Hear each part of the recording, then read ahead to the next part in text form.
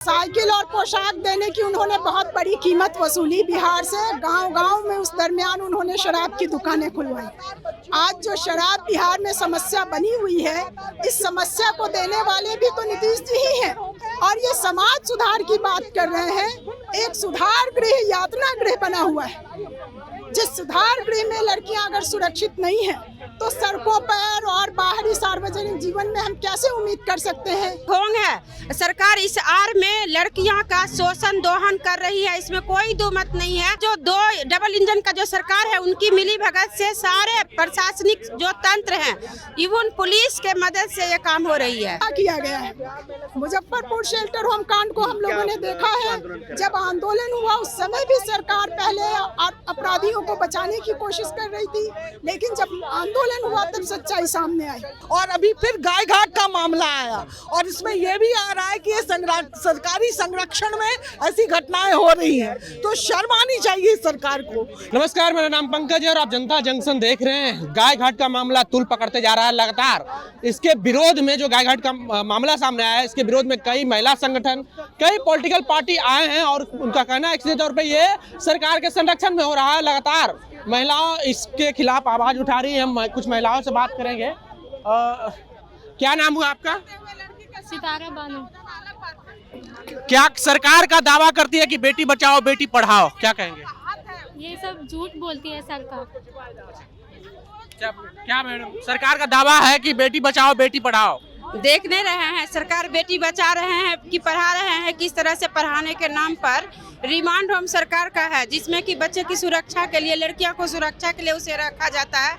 लेकिन आए दिन इस तरह का घटना देखने को मिलता है। आपने पिछला घटना भी देखे होंगे, मुजफ्फरपुर में इसी तरह नंगा नाच हुआ और सरकार के मिली भगत से। आज भी जो रिमांड होम में ये घटना हुई है और उसमें जो लड़कियां का बयान है, किस तरह से वहाँ पे वंदना प्रसाद के देख रेख में सरकार की मिली भगत से लड़कियों का यौन हिंसा होती है और विरोध करने पर पैर में बांध करके उसको मार देने की धमकी भी देते हैं।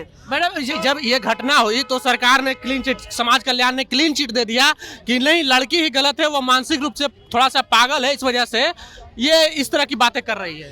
तो वही तो सोच रहे हैं, यही है रक्षा। बेटी बचाओ बेटी बचाओ का नारा सब ढोंग है। सरकार इस आड़ में लड़कियों का शोषण दोहन कर रही है, इसमें कोई दो मत नहीं है। वहाँ लड़कियों को सुरक्षा के लिए रखा जाता है, लेकिन रक्षक ही वहाँ भक्षक के रूप में काम कर रहे हैं। आपको क्या लगता है कौन कौन लोग इसमें संलिप्त हो सकते हैं? इसमें तो हमारा जो दो डबल इंजन का जो सरकार है उनकी मिली भगत से सारे प्रशासनिक जो तंत्र हैं, इवन पुलिस के मदद से ये काम हो रही है। तो कहीं न कहीं पुलिस की मदद से काम हो रही है, क्योंकि महिला संगठनों का कहना है कि बगैर मिली भगत के ये काम नहीं हो सकता है।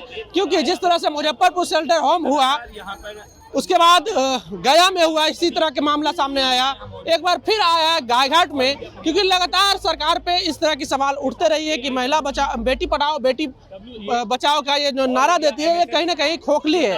और यहाँ पे कुछ और भी महिलाएं, मैं बात करूंगा। मैडम, सरकार तो सीधे क्लीन चिट दे दी है, कहिए कि वो जो लड़की है थोड़ी सी मानसिक रूप से पागल है, इस वजह से इस तरह की बातें कर रही है। ये बहुत शर्मनाक है कि सरकार को खुद पहल करनी चाहिए थी। जब उस पर आरोप आया, उसके बदले सरकार बचाने में लगी हुई है जिन पर आरोप लगाया जा रहा है। हम लोगों की इसीलिए मांग है कि जिस तरीके से पटना हाई कोर्ट ने इस मामले में स्वतः संज्ञान लिया है, हम बिहार की सरकार से उम्मीद करते हैं कि वो पटना के सिटिंग जज की अध्यक्षता में एक जांच कमेटी बनाए और उसके जरिए पूरे मामले की जांच की जाए। क्योंकि लड़की के आरोप बहुत गंभीर है और ये कोई पहली घटना नहीं है। इससे पहले भी हम लोगों ने देखा है कि गाय घाट रिमांड होम के मामले सामने आए हैं, जिसमें महिला संगठनों ने हस्तक्षेप किया है, हाई कोर्ट ने हस्तक्षेप किया है और बहुत सारी लड़कियों को रिमांड होम से रिहा किया गया है।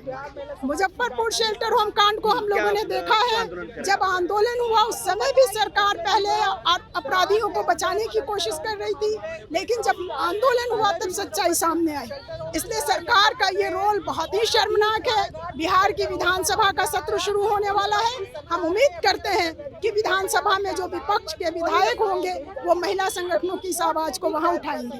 मुख्यमंत्री कहते हैं कि लगातार मैंने महिलाओं के विकास के लिए काम किया, शराबबंदी उनके कहने पे किया, जो छात्रा है उनको विकास के लिए पोशाक दिए, साइकिल दिए। साइकिल और पोशाक देने की उन्होंने बहुत बड़ी कीमत वसूली बिहार से। गांव-गांव में उस दरमियान उन्होंने शराब की दुकानें खुलवाई। आज जो शराब बिहार में समस्या बनी हुई है, इस समस्या को देने वाले भी तो नीतीश जी ही हैं, जिन्होंने अपने प्रथम कार्यकाल में सबसे ज्यादा शराब की दुकानें खुलवाई थी। और ये समाज सुधार की बात कर रहे हैं।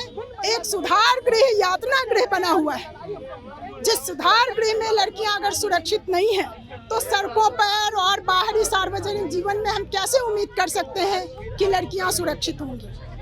आप लोग को क्यों लगता है मैडम कि लड़कियां सुरक्षित नहीं है बिहार में? लगातार मुख्यमंत्री लड़कियों के विकास के लिए बहुत सारी योजनाएं चला रहे हैं। सिर्फ योजना चलाने से नहीं होगा। आप देख रहे हैं कि पहले भी मुजफ्फरपुर शेल्टर होम के मामले आए और अभी फिर गाय घाट का मामला आया, और इसमें यह भी आ रहा है कि ये सरकारी संरक्षण में ऐसी घटनाएं हो रही हैं। तो शर्म आनी चाहिए सरकार को कि जब लगातार महिलाओं के साथ और बच्चियां हमारी असुरक्षित हैं, उनको यौन हिंसा में ढकेला जा रहा है। तो हम इन तमाम मामलों को लेकर सड़क पर आए हैं। हम लोग मुजफ्फरपुर शेल्टर होम की लड़ाई लड़े थे, हम लोग इस मामले को भी लड़ाई लड़ रहे हैं। हम ये मांग कर रहे हैं कि पूरे मामले की जांच सिटिंग जज से कराई जाए।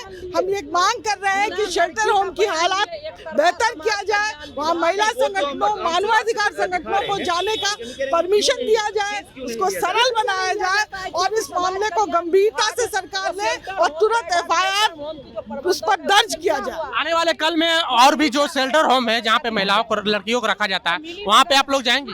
बिल्कुल जाएंगे। हम लोग गाय घाट के लिए भी हमारी टीम हम लोग की गई थी, वहाँ जाने का परमिशन नहीं दिया गया। इसीलिए तो हम ये मांग कर रहे हैं कि शेल्टर होम में महिला संगठन, जन संगठन और मानवाधिकार संगठन को जाने का परमिशन दिया जाए और वहाँ सुलभ बनाया जाए इस मामले को। तो महिला संगठनों का मांग है कि अब जो भी शेल्टर होम है वहाँ पे महिला संगठनों को जाने का अधिकार दिया जाए, जाने का परमिशन दिया जाए, और जो मानवाधिकार के लोग हैं उनको भी जाने का परमिशन दिया जाए, ताकि वहाँ पे देख सके कि वहाँ की स्थिति क्या है, वहाँ की स्थिति से सरकार को अवगत करा सके, ताकि इस तरह की मामले फिर न आए। क्योंकि लगातार मुजफ्फरपुर शेल्टर होम के बाद एक बार फिर आया है गायघाट मामले। इससे पहले मैं बता दूं कि गया में भी इस तरह के मामले की खबर थी। बहरहाल आपको हमारा ये वीडियो कैसा लगा, आप अपनी प्रतिक्रिया कमेंट बॉक्स में जरूर दें।